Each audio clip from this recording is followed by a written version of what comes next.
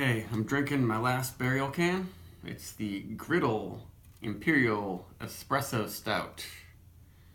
And this one was canned almost, I guess about like a month and a half ago. So for Imperial Stout, still very fresh. So this one is brewed with some kind of espresso roast coffee. They say it's custom roasted by Asheville's Penny Cup Coffee. And they use lactose sugars. Also, it's 10% alcohol.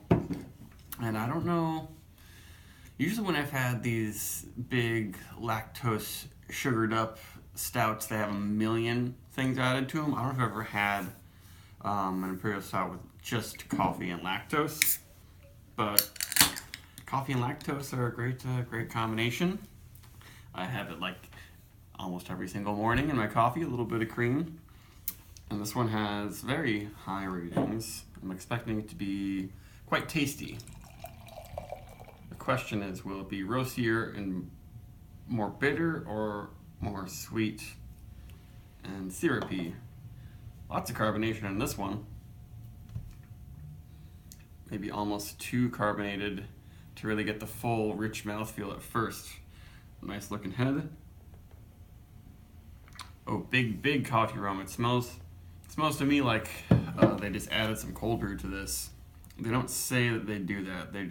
I guess they just say the addition of a custom blend of roasted coffee beans. So they don't say that they make a separate batch of cold brew and add it or anything like that. It looks like they just add the beans, but I bet from the smell that they maybe like let the beans just sit in the cold beer. So they're kind of like cold brewing the coffee, but in the beer already, because it doesn't have a bitter, like hot brewed coffee aroma as much.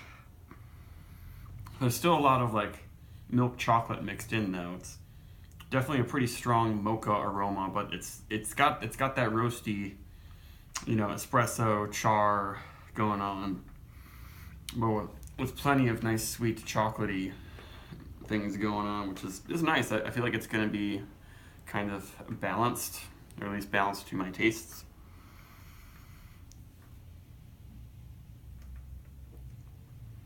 Ooh, that's a lot sweeter than I thought it was going to be. And the head was nice and creamy too, but there's a good amount of lactose in this one. It's not like their Massacre of the Innocents IPA that doesn't have too much lactose. That one was actually pretty darn bitter and dry for my tastes. This one is very sweet, lots of lingering milk chocolate flavors with some nice charred coffee on the edges.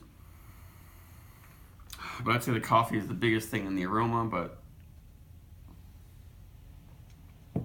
on the tongue, it's really milk chocolatey, really rich, velvety. It's not super syrupy and thick. It's only 10%. With the lactose, it's just adding that extra oomph of body and sweetness that makes it a rather decadent beer. I would say it's pretty dessert-like.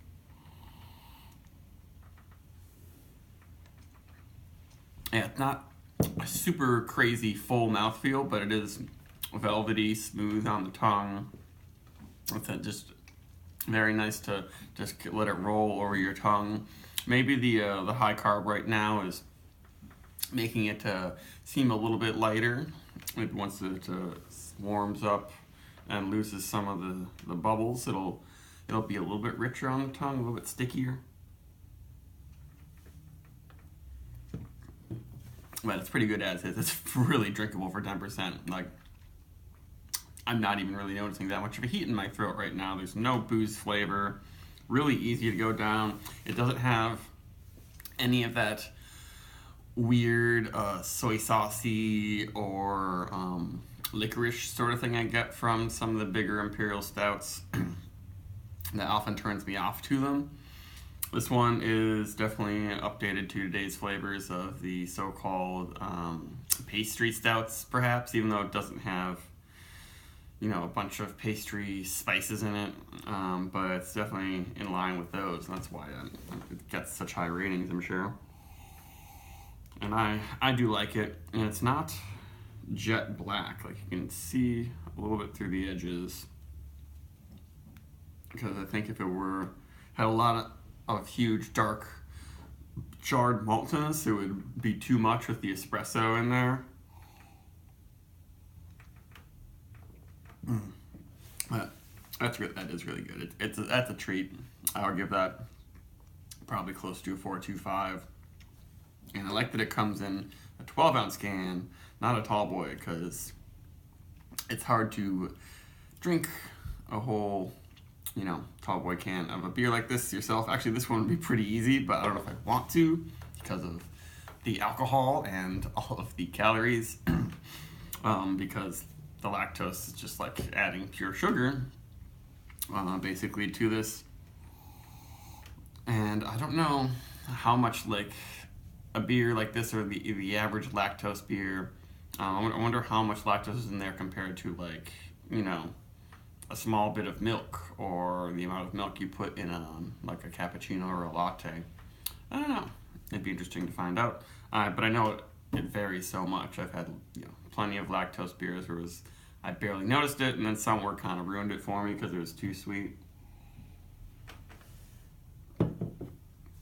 But this one is a very nice beer.